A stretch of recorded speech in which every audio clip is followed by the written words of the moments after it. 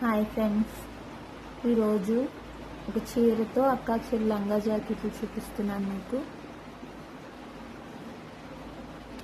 చూడండి ఫ్రెండ్స్,